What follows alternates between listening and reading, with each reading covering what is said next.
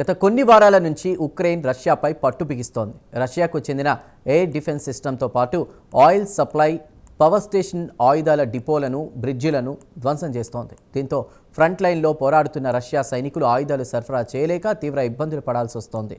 Russia ఆధీనంలో ఉన్న క్రిమియాకు ఆయుధాలు అందకుండా చేసింది. మాస్కోకు సమీపంలో శాటిలైట్ కమ్యూనికేషన్ సెంటర్ను ధ్వంసం చేసింది. ఇక రష్యా ప్రధానంగా క్రిమియా, మాస్కోపై ఎక్కువ ఆధారపడుతోంది. ఎయిర్ డిఫెన్స్ సిస్టమ్కు ఈ రెండు నగరాలు కీలకంగా మారాయి. గత 4.5 సంవత్సరాల నుండి కొనసాగుతున్న యుద్ధంలో రష్యా ఉక్రెయిన్పై పట్టు సాధించలేకపోతోంది. కేవలం 20% భూభాగాన్ని మాత్రమే ఆక్రమించగలిగింది. తాజాగా ఉక్రెయిన్ రెచ్చిపోయి రష్యాపై దాడులు చేయడానికి గల కారణాలేంటి?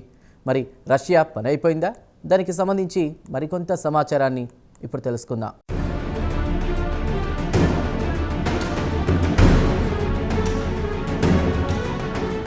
రష్యా ప్రెసిడెంట్ వ్లాదిమిర్ పుతిన్ అనవసరంగా యుక్రెయిన్పై ఫిబ్రవరి 24, 2022లో యుద్ధానికి దిగాడు.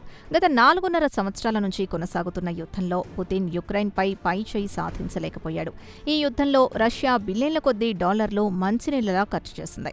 సుమారు 10 లక్షల కంటే ఎక్కువ మంది సైనికులు ప్రాణాలు కోల్పోవడమో లేదా గాయపడటమో జరిగింది. ఇంత చేసినా తన పొరుగున ఉన్న అతి చిన్న దేశం యుక్రెయిన్ని మాత్రం దారిలోకి తెచ్చుకోలేకపోయాడు. ఇక యుక్రెయిన్కు యూరోప్ దేశాల అండ పుష్కలంగా ఉంది.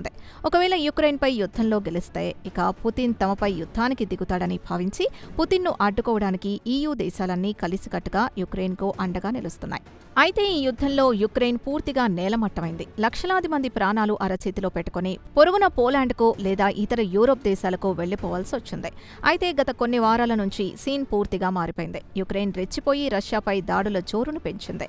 రష్యా లాజిస్టిక్స్ ని ధ్వంసం చేసింది. దీంతో యుక్రెయిన్తో పోరాడుతున్న రష్యా సైనికులకు ఆయుధాలను, మందుగుండు సామాగ్రిని సరఫరా చేయలేక తీవ్ర ఇబ్బందులు పడాల్సి వస్తోంది.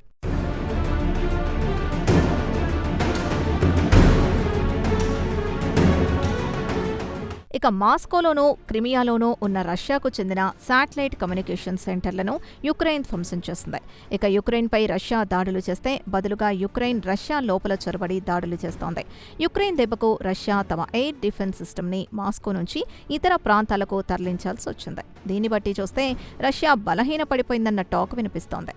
ఇక యుక్రెయిన్ రష్యా రవాణా రంగాన్ని దెబ్బతీయడం రెండవది.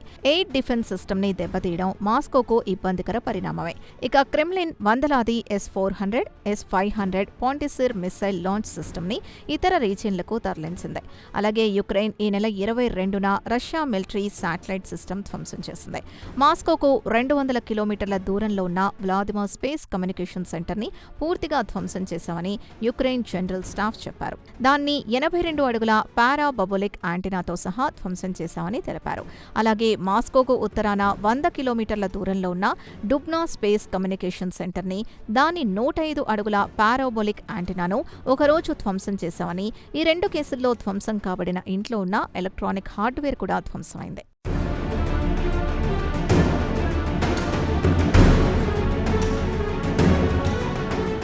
ఇక యుక్రెయిన్ వ్యూహాలపై గూఢచర్యం చేయడానికి, రష్యా బలగాల్ని సమన్వయం చేయడానికి మాస్కో ఈ 2 కేంద్రాల నుంచి వచ్చే ఉపగ్రహ సమాచారంపై ఆధారపడుతూ ఉంటుంది.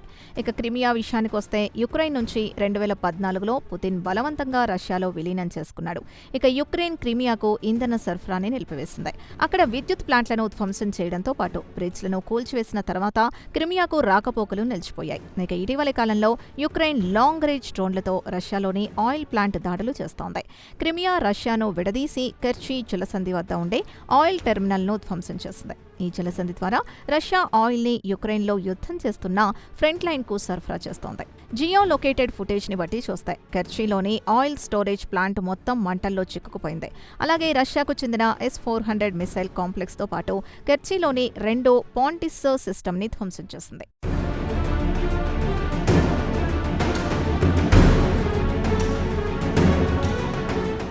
ఇక యుక్రెయిన్లో రష్యా ఆక్రమిత సెవాస్టోపోల్ ఏవ్ పాటోరియాలోని విద్యుత్ ప్లాంట్లను ధ్వంసం చేసింది. దీంతో విద్యుత్ సరఫరాకు ఆటంకం కలిగింది.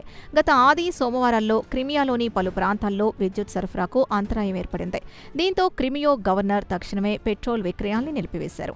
క్రిమియోతో పాటు రష్యాలో పెట్రోల్ కొరత తీవ్రమైంది.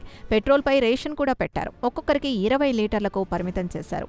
ఇక క్రిమియాలోని అతిపెద్ద నగరం సెవెస్టోపోల్లో కూడా పెట్రోల్పై రేషనింగ్ విధించారు. ఒక్కొక్కరికి వారానికి 20 లీటర్లకు పరిమితం చేశారు. ఫెర్రీ సర్వీసులు బహిరంగ ప్రదేశంలో గుమిగూడటం, వీధి దీపాల్ని ఆపివేయడం జరిగింది. అయితే రష్యా బలవంతంగా ఆక్రమించిన క్రిమియాపై యుక్రెయిన్ 2023 వేసవి నుంచి దాడులు చేయడం మొదలుపెట్టింది. కాగా రష్యా క్రిమియాను బేస్ చేసుకుని యుక్రెయిన్పై మిస్సైల్స్, డ్రోన్లతో దాడులు చేయాలనుకుంది. ఇక క్రిమియా నుంచి రష్యా నేవీని, ఎయిర్ ఫోర్స్ను విజయవంతంగా యుక్రెయిన్ నెట్టగలిగింది. క్రిమియాలో ఉన్న రష్యా ఎయిర్ డిఫెన్స్ సిస్టమ్స్ని శ్మశాన వాటికాని యుక్రెయిన్ పెద్ద ఎత్తున ప్రచారం చేసింది.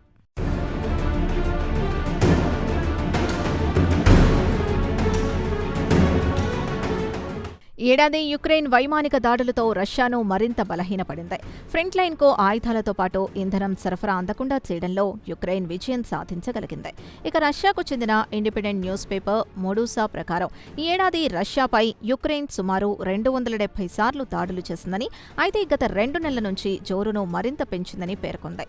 గతంలో పలు కిలోమీటర్ల దూరంలోని రేంజ్పై దాడులు చేస్తే ప్రస్తుతం కేవలం 10 కిలోమీటర్ల దూరంలోని లక్ష్యాలపై దాడులు చేసే స్థాయికొచ్చిందని పేర్కొంది. ఇక French open source analyst Clement Molin అంచనా ప్రకారం ఈ ఏడాది మే 1 నుంచి జూన్ 18 వరకు సుమారు 500 సార్లు రష్యాపై యుక్రెయిన్ దాడులు చేసిందని గుర్తు చేసింది. యుక్రెయిన్ ప్రారంభంలో దక్షిణ ప్రాంతంలోని జాతీయ రహదారులపై ఫోకస్ పెట్టింది. అటు తర్వాత తూర్పులోని డొనెస్క్, దక్షిణంలోని క్రిమియాపై దృష్టి పెట్టిందని మొడూసా వెల్లడించింది. ఇక యూరోప్కు చెందిన పలువురు ఎనలిస్టులు కూడా 2023 తర్వాత గత నెలలోనూ యుద్ధంలో రష్యా భారీగా నష్టపోయిందని చెబుతున్నారు.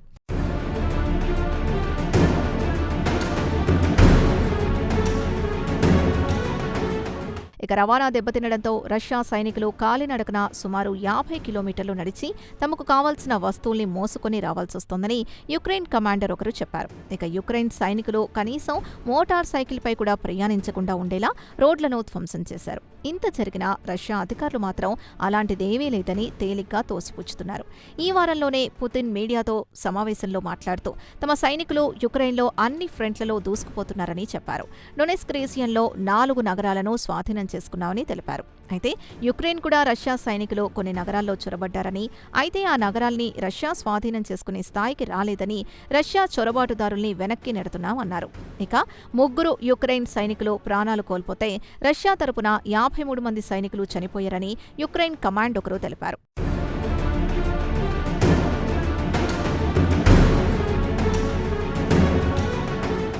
ఇక యుక్రెయిన్ లాంగ్ రేంజ్ ఆయుధాలను వినియోగించి రిఫైనరీలు, ఆయుధాల ఫ్యాక్టరీలను ధ్వంసం చేసింది.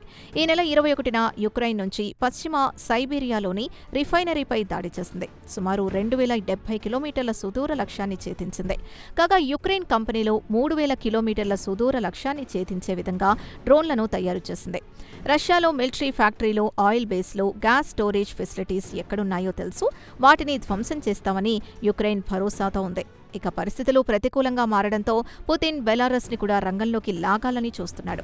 రష్యా డ్రోన్లను బెలారస్ నుంచి అనుమతించకపోతే రష్యా నుంచి అందే ఎయిడ్లో కోత విధిస్తామని పుతిన్ బెలారస్ ప్రెసిడెంట్ అలెగ్జాండర్ లుకషెంకోను హెచ్చరించారని వాల్ స్ట్రీట్ జర్నల్ ఒక వార్తను ప్రచురించింది. ఇక పుతిన్ ఉద్దేశం యుక్రెయిన్ యుద్ధంలో బెలారస్ని కూడా లాగాలని చూస్తాడన్న వార్తలు వస్తున్నాయి. మొత్తానికి చూస్తే గత కొన్ని వారాల నుంచి పుతిన్కు దిమ్మ తిరిగే షాక్ ఇస్తోంది యుక్రెయిన్. మరి పుతిన్ జెలెన్స్కీకి ఎలా కౌంటర్ ఇస్తాడో వేచి చూడాల్సిందే.